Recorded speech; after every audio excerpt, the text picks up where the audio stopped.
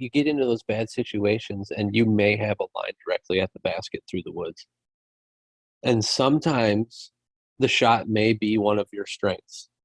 And that might be the only time that I would say, yeah, take that chance, go for the hero shot. But for the most part, trying to, suck it up, and they say take your medicine. If you have to pitch out back to the fairway to give yourself a look at it, do it.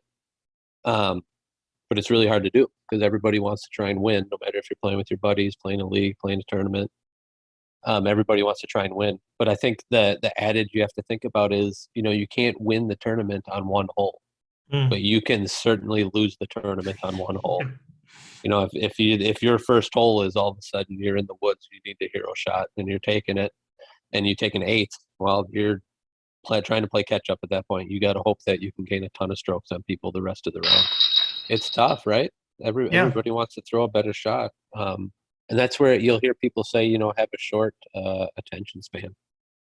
So if you have to throw a 5-foot pitch out so you're back into the fairway, you just have to forget about it and then focus on the next shot.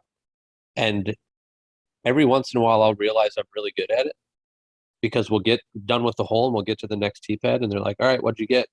And I'll say, yeah, I got a 4. And they're like, actually, you had that pitch out. You actually took a 5. Oh, yeah, I did.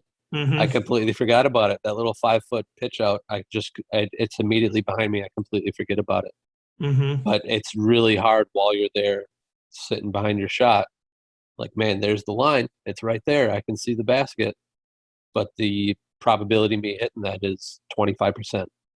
Whereas I can pitch out to the fairway. The fairway's wide open to pitch out to. Then I got a clear up shot to the basket. Sometimes you just need to allow people to make their own mistakes.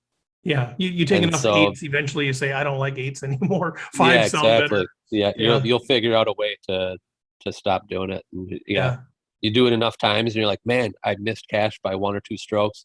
And you think back through the round, that specific hole, if I would have just pitched up, I would have been a bit better frame of mind for the next hole. I wouldn't have bogeyed the next hole either.